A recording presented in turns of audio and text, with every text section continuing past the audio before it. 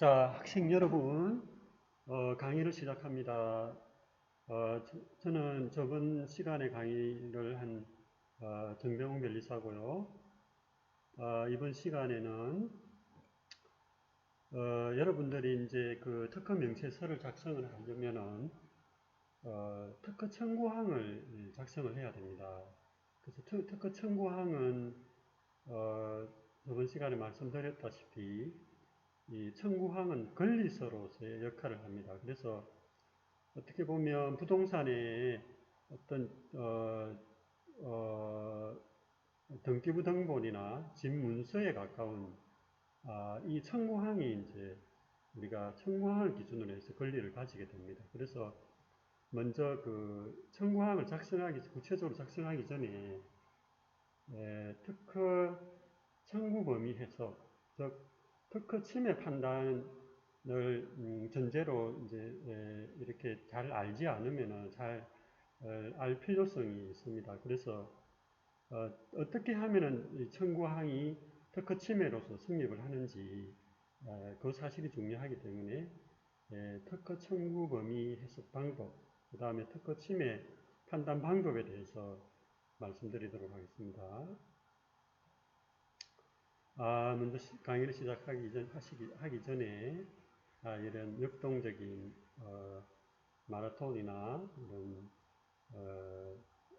박지성 선수 같은 축구를 이렇게 역동적으로 젊은이로서 이런 운동도 하고 학교 생활을 즐겁게 재밌게 잘 하시길 바랍니다.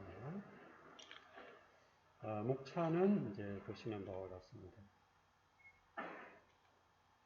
오늘 그 특허 침해 여부에 대해서 전반적으로 말씀을 드리고 그 다음에 청구 범위 해석 방법 이런 걸 중심으로 말씀드리도록 하겠습니다. 이제 이런 것들은 이제 스킵을 하고 이게 잠깐만요. 특허권의 이제 성격을 보면 이제 특허권의 의의를 보면 이제 우리가 특허법을 이제 한다는 의미에서 국가의 확인적 행정행위에 의해서 설정되는 독점 배타적인 권리라고 이렇게 특허권의 의의를 이제 정할 수가 있습니다. 그래서 국가의 특허청, 국가라는 게 이제 국가기관 중에 특허청의 행정행위에 의해서 설정됩니다. 그래서 행정행위라는 것은 심사 절차를 포함한 모든 특허 행정이 되겠죠. 특허 행정 방식 심사부터 해가지고 특허청의 심사관, 그 다음에 특허 심판원의 심판관 이런 분들이 하는 행정행위에 의해서 이제 특허권이 설정되죠. 그러니까 특허권이 등록이 되고 그 다음에 등록이 되면은 독점 배타적인 권리를 가지게 됩니다. 그래서 그 특허권을 가진 자만이 실시를 할 수가 있고 타인은 이제 배타적으로 이제 그 타인은 실시를 할 수가 없는 그런 독점 배타적인 권리를 가지게 됩니다. 그래서 이제 독점 배타적인 권리를 가지는데 그 타인이 실시를 하게 되면은 민사적인 조치뿐만 아니라 형사적인 조치를 할 수 있게 됩니다. 그래서 뭐 생산 중지 금지 생산 중지 가처분 신청이라든지 생산 손해배상 청구권이라든지 이런 이제 각종 민사적인 권리가 주어지게 됩니다. 그 다음에 특허권의 효력이 되겠습니다. 특허권의 효력은 어떤 지역적 범위를 이제 가지게 됩니다. 그래서 속지주의라고 하는데 어떤 국가에 만약에 우리나라의 특허권을 획득하게 되면 그 권리 주장은 우리나라에서만 할 수 있는 게 이제 속지주의 원칙. 그 다음에 기간적 범위는 출원일로부터 20년. 그 내용적 범위는 특허 청구 범위. 우리가 특허 청구 범위 작성하려고 하는데 특허 청구 범위에 기재된 사항에 의해서 이제 내용적 범위가 주어집니다. 그래서 소극적, 적극적 효력이 있는데 부당이득 반환 청구권, 손해배상 청구권 등 이런 민사적인 이런 조치도 가능하게 됩니다. 그래서 특허권의 효력을 이제 제한할 수 있는데 특허권의 효력을 이제 가장 이제 우리가 대표적인 예가 우리가 만약에 뭐 공익 목적으로 코로나가 막 이렇게 막 번지고 있는데 백신을 이제 가진 자가 특허권을 가지고 있다고 해서 독점 배타적인 권리를 주장하면은 이제 국가가 이제 나서서 특허권의 효력을 제한을 할 수 있습니다. 그래서 특허권을 만약에 이제 코로나 백신을 어떤 특허권자가 가지면 특허권자가 정당한 이제 보상을 이제 부여를 하는 국가가 해주려고 하는데도 불구하고 특허권자가 그 권리를 주장하게 되면 공익적 목적에 의해서 특허권을 효력을 제한할 수가 있습니다. 그래서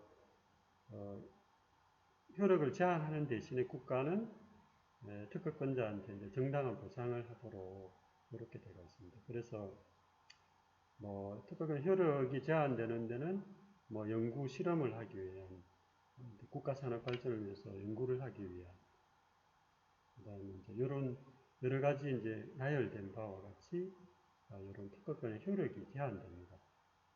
그래서 참고로 알아주시고요. 그 다음에 이제 특허권이 이제 특허권이 부여가 되면 특허권이 소멸되기도 하는데 소멸되는 이제 사유는 이제 제일 이제 대표적인 예가 20년 동안에 이제 존속 기간이 만료가 된 경우 이제 그런 경우가 많이 이제 실무적으로 발생을 합니다. 그 다음에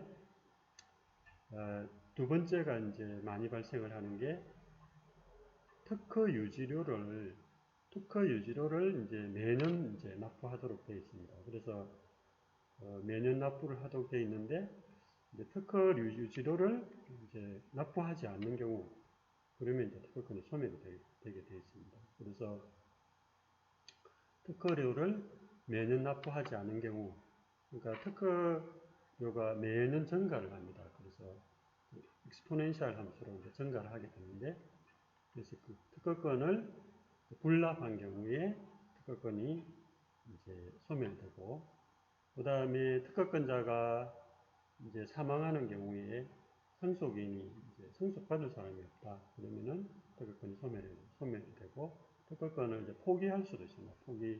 포기나 취하서를 제출을 해서 이제 포기할 수도 있고 그 다음에 무효 심판이 있습니다. 특허권을 무효로 해주라는 어떤 특허심판원의 이제 무효심판제 청구를 해서 특허심판원의 결정에 의해서 무효심결이 나는 경우에도 이제 특허권이 소멸되게 되어 있습니다. 그래서 특허권이 소멸되면 누구든지 자유롭게 이제 실시를 하게 됩니다.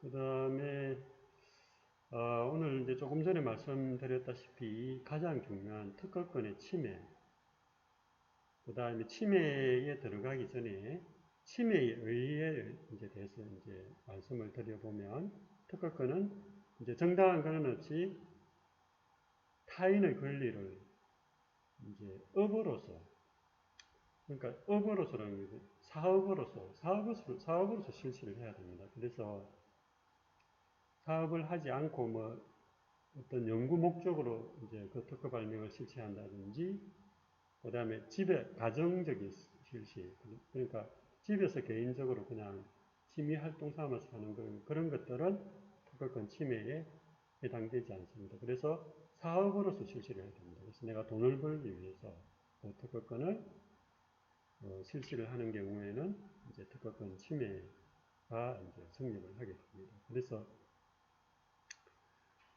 특허의 이제 침해 성립 요건을 보시면 첫 번째가 이제 그 특허권이 유효하게 존속하고 있어야 됩니다. 그건 당연한 얘기겠죠. 그죠? 특허권이 유효하게 존속되고 있어야 되고 그 다음에 두 번째, 이제 기술적 권리 범위에 속할 것. 근데 이게 중요한데, 권리 범위에 속하게 됩니다. 권리 범위라는 것은 이제, 앞으로 이제 작성하게 될 특허 청구 범위입니다. 그러니까 특허 청구 범위에 속해야 됩니다. 특허 청구 범위에 기재된 사항에 속해야 됩니다. 그 다음에 세 번째 거는 이제 방금 말씀드린 바와 같이 사업으로서 돈을 벌기 위해서 실시를 해야 됩니다.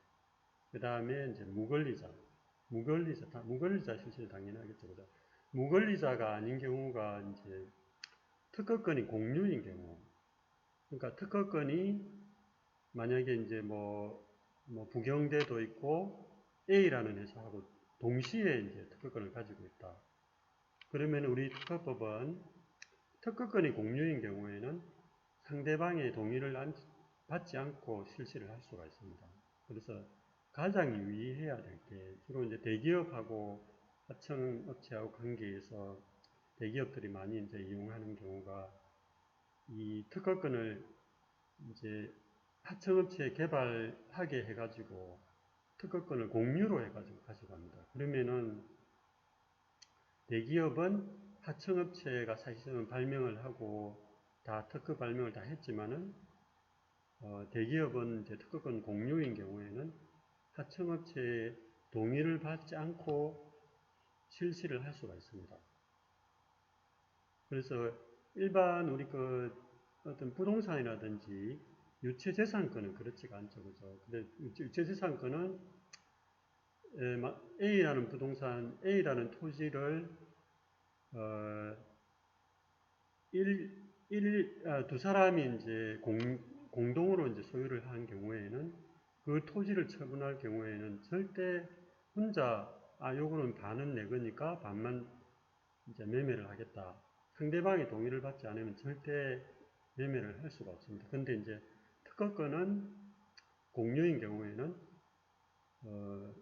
상대방의 동의를 받지 않고 각자 실시를 할 수가 있습니다. 그래서 요거는 이제 나중에 실제 사업을 한다든지 이제 이렇게 이제 우리가 권리 계약을 할 때 가장 유의해야 될 부분이 이제 특허권이 공유인 경우에는 각자 실시를 하지 않고 각자처럼 동의를 받지 않고 실시를 할 수 있다. 그러면은 이제 내가 아주 영업력이 우수한 경우에는 문제가 안 되겠지만 내하고 삼성전자하고 만약에 그건 공유로 되어 있다 그러면은 삼성전자가 실시하는 거하고 내가 실시하는 거 게임이 안 되겠죠, 그죠? 내가 권리를 가지고 있으나 마나 할 정도로 삼성이 해버리면 나는 아무런 이득을 취할 수 없는 경우가 발생을 할 수가 있습니다. 그래서 하여튼 무권리자일 경우, 그러니까 그런 경우도 있다. 그 다음에 입증 책임의 전환이라는 거는 이제 이 이제 무체재산권인 특허 제도를 이렇게 두다 보니까 특허 침해를 입증하기가 너무나 어렵거든요.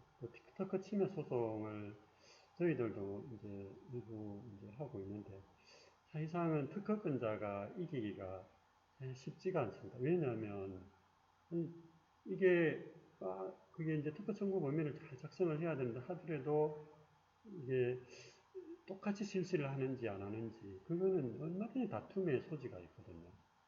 내가 A라는 사람한테 돈을 100만 원 빌렸다.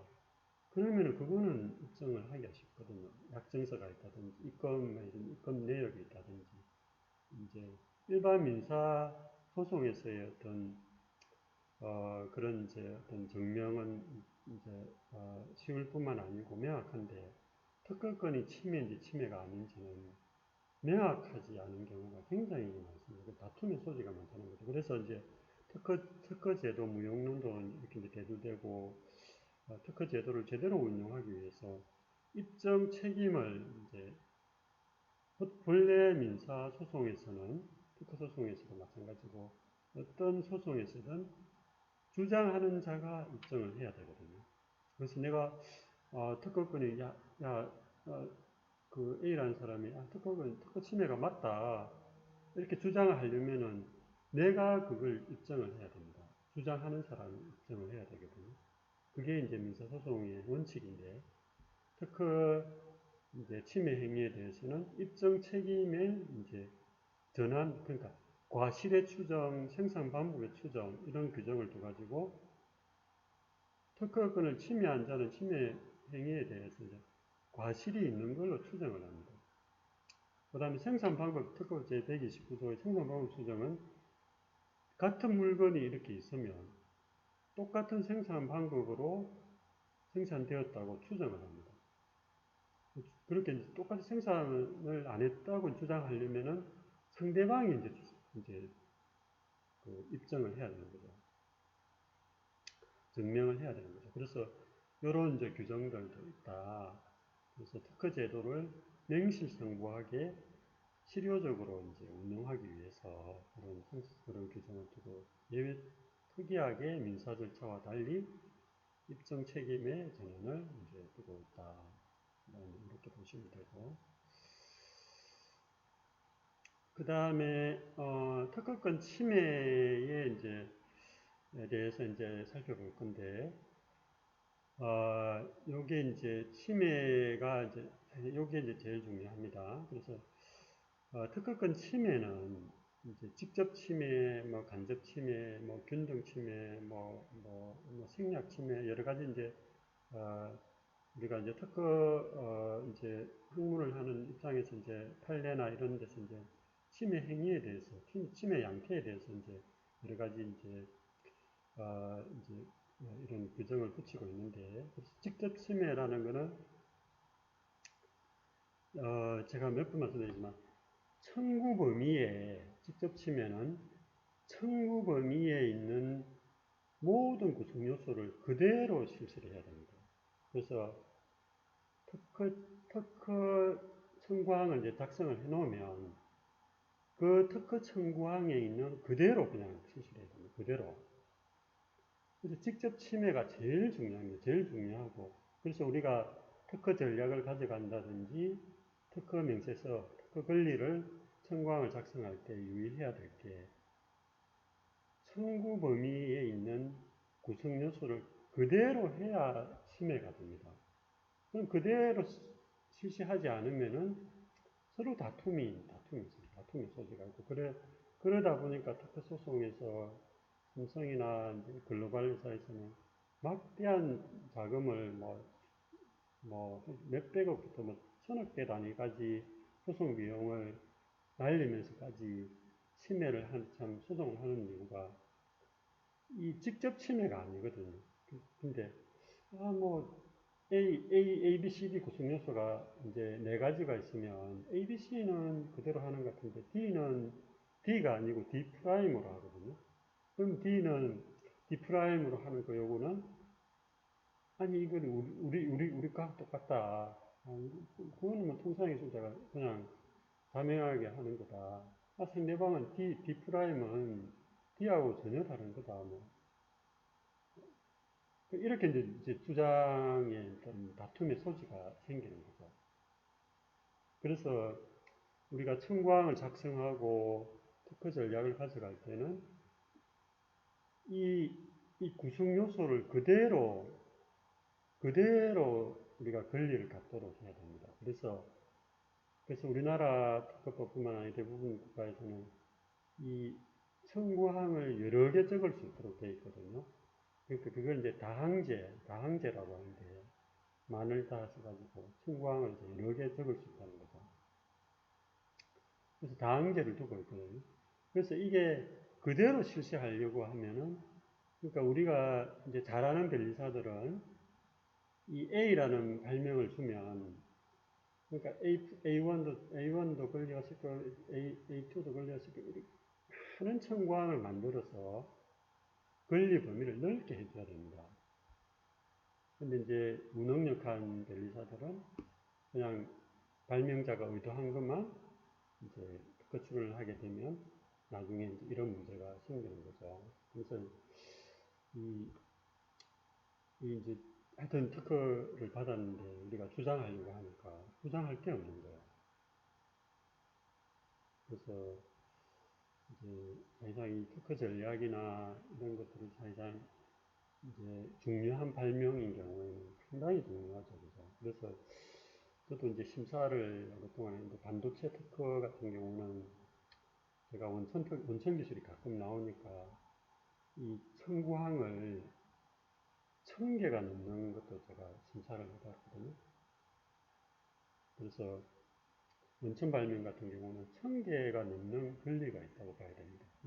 청구항이 10개만 있으면 10개의 권리가 있는 거고, 청구항이 하나면은 명시서는 몇십 장 돼도 이 권리가 하나밖에 없는 겁니다. 그래서 이 구성 요소, 이게 직접 침해로 우리가 방어를 해야 되지.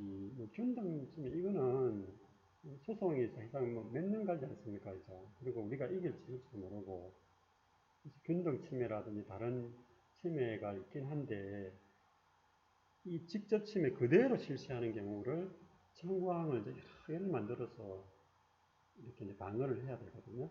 방어를 하고 우리가 이제 특허 전략을 써야 되는데, 하여튼 이 구성 요소를 모두 그대로 실시해야 됩니다. 그래서 우리가 청구항 작성할 때 이 모든 구성 요소를 그대로 실시하는 경우를 여러 개로 이제 그 발명자하고 이제 변리사하고 이제 서로 협의하면서 권리를 완벽하게 이렇게 보호가 되면은, 근데 이제 교수님도 계시지만 학교에서는 우리가 특허를 이제 팔려고 하면은 청구항이 권리가 제대로 안 돼 있는 거예요. 그래서 사실 발명은 굉장히 좋은 발명이고 우리가 이제 특허 가치가 있는 건데, 이제 특허를 이렇게 팔려고 해도 이 청구항을 제대로 적어가지고 권리를 제대로 하면은 뭐 돈을 많이 받을 수 있는데도 불구하고 청구항하고 권리가 제대로 안 돼 있으면은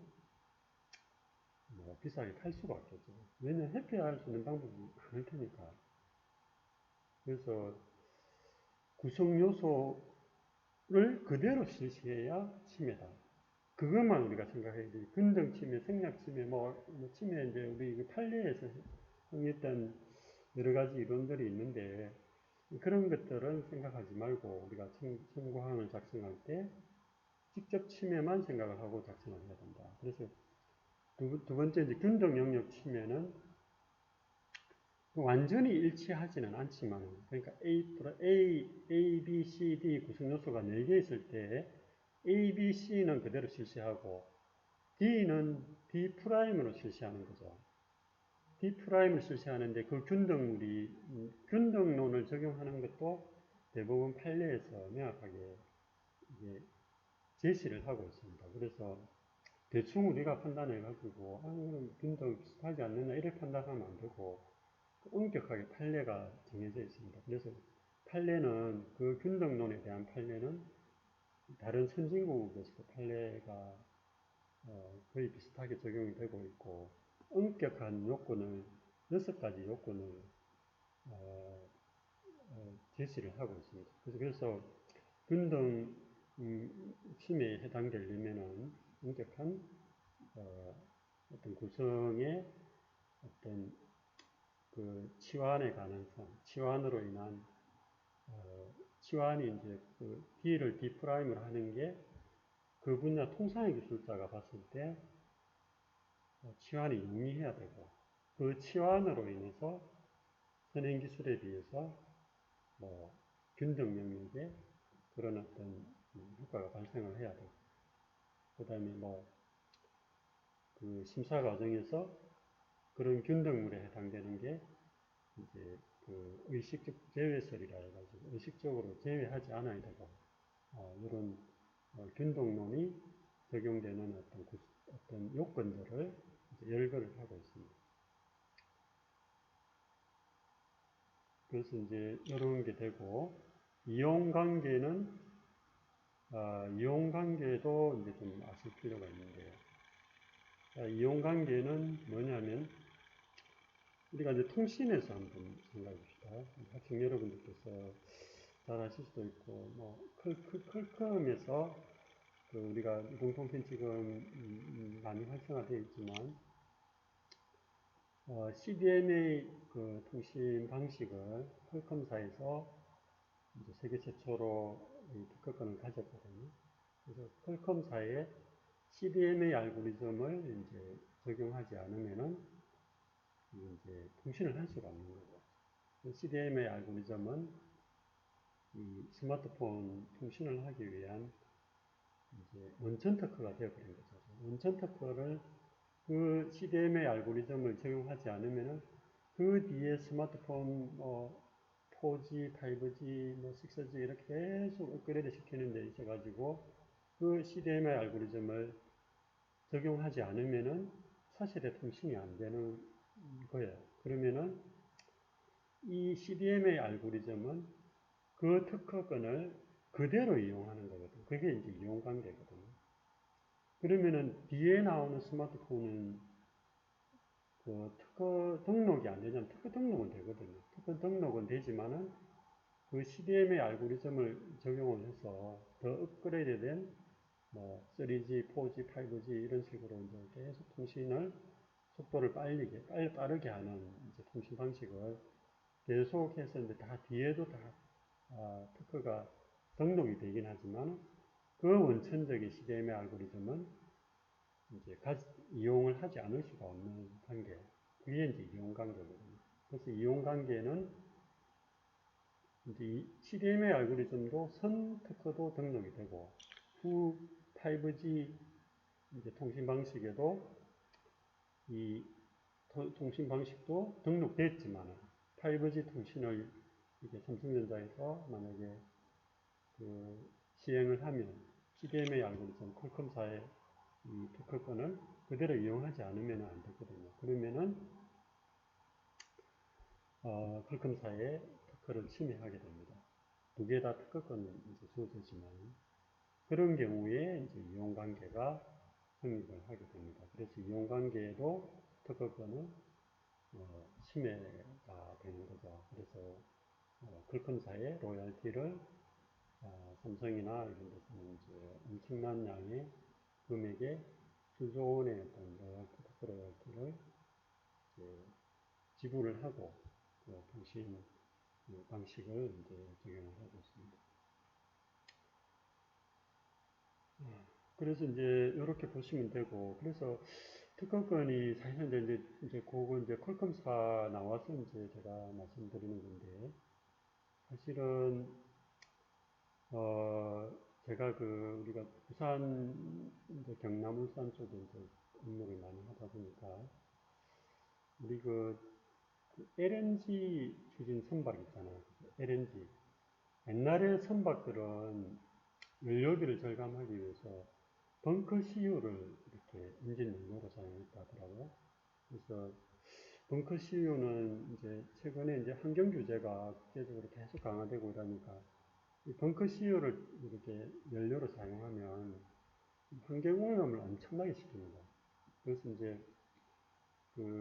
어떤 유엔이나 이런 IMO 이제 국제 회사기구 이런 데서 이제 환경 규정을 강화해서 벙커 CU를 떼는 이제 선박들은 다 폐기해야 된다. 앞으로 못 짓는다. 그래서 이제 LNG라 해가지고 액화 천연가스로 가지고 이제 추진을 하는 그런 선박으로 이렇게 이제 다 지금 바뀌고 있거든요. 그래서 현대나 뭐 대우나 삼성에서 지금 건조하는 이런 이제 선박들이 대부분 LNG 추진 선박이 많습니다. 그래서 LNG 추진 선박을 저희들 업무를 하면서 굉장히 쇼킹한 제가 얘기를 들었는데 이 LNG 추진 선박 한 척을 짓잖아요. 그죠? 한 척을 지으면은 특허 로얄티를 프랑스 회사인가 어디 이제 LNG 추진 선박 원천 특허를 가지고 있는데 한 척당 200억을 지불을 해야 된다고 합니다. 200억을. 그러니까 배 한 척을 지으면은 프랑스 회사에 특허 로얄티를 200억을 지불을 해야 된다는 거죠. 내가 저, 뭐, 조선소에 계신 분 얘기인데, 정확한 거는 제가 뭐, 문서상으로 확인하는 건 아닌데, 그래서 특허가 사실은 우리 산업뿐만 아니고 굉장히 중요합니다. 그래서 이게,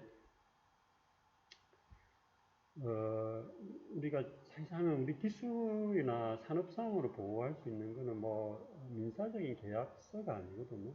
그래서 특허, 제도로 이렇게 우리가 보호가 안 되면은, 굉장히 사실상 우리는 그래서 그 200, 척당 200억 같으면은 아마, 안 그래도 그 조선사들이 이게 영업이익이 굉장히 적지 않습니까? 그래서 그게 로얄티가 거의 뭐 조선사들의 어떤 순이익에 뭐 버금간다는 그런 얘기도 제가, 우선 들었거든요. 그래서 이 특허 전략이 상당히 중요합니다. 근데 어떻게 보면 특허 제도가 그래서 이제 이게 분명히 기술이 앞서 있는 선진국한테 유리합니다. 100% 유리합니다. 그래서 왜냐하면 방금 퀄컴사 이런 얘기도 했지만 이 원천 특허 딱 전 세계적으로 다 걸어놓고 그럼 원천 기술은 우리나라가 아직 할 단계는 대부분 아니지 않습니까? 그죠? 특별한 경우는. 그러면 뭐 반도체 기술이든 시장이 큰 아니면은 뭐 자동차 관련 기술이든 원천 특허 딱 걸어놓고 이게 기간이 무려 20년이나 되거든요. 20년이나. 그래서 이제 로열티도 부르는 게 대부분 값이지 않습니까? 이제. 진짜 부르는 게 값. 그러니까 이제 선진국이 저렇게 이제 잘 살 수밖에 없는 게, 그 뒤부터는 이제 자기는 생산도 안 해도 되거든요. 생산 안 하고 생산 기술도 뭐 일찍 퇴근해도 되고 뭐, 하여튼 직원들 급여 많이 줘도 되는 이유가 그래서 이제 그런 원천 특허를 가지고 있기 때문에 그렇고 그러니까 결국은 원천 기술은 선진국에서 일반적으로 할 수 있다고 봐야 되니까 이 특허 제도가 사실은 선진국에 굉장히 유리한 제도고 그 다음에 선진국을 위한 오히려 더 제도일 수도 있고 그러다 보니까 와이포라든지 저도 이제 특허청에서 뭐 와이포라든지 국제 뭐좀 이렇게 감리도 하고 하지만 선진국은 굉장히 액티브합니다. 적극적으로 그 PLT라 해가지고 특허법 통일화를 하고 있거든요. 그러니까 각국마다 특허법이 다 다르거든요. 저거들은 선진국들은 우리나라도 물론 좀 일부 이제 편리한 것도 있긴 하지만 왜냐하면 미국 특허성 들어갈 때는 우리가 미국 특허법을 잘 모르니까 뭐 벨리사라고 해서 만명일 수 있으니까 이제 모든 국가의 특허법을 완벽하게 꿰뚫어 볼 수는 없지 않습니까? 그러니까 불안하고 또 하기도 하고 그 특허법이 통일화되어 버리면은 선진국에서는 이게 이제 각 나라마다 규정을 상세하게 한다니까 왜냐면 특허법이 다 통일화됐으니까 그러면 접근하기도 쉽고 그 다음에 해외 대리인 관리하기도 수월하고 통일화가 되면 될수록 선진국한테 유리한 거거든요. 통일화뿐만 아니고 그래서 대부분 그래서 자국에 뭐 트럼프가 뭐 미국 중심주의를 표방하긴 했지만 우리나라도 마찬가지로 선진국도 마찬가지고 자국의 이익을 위해서 이 특허제도를 자꾸 글로벌하게 운영하려고 할 수밖에 없겠죠.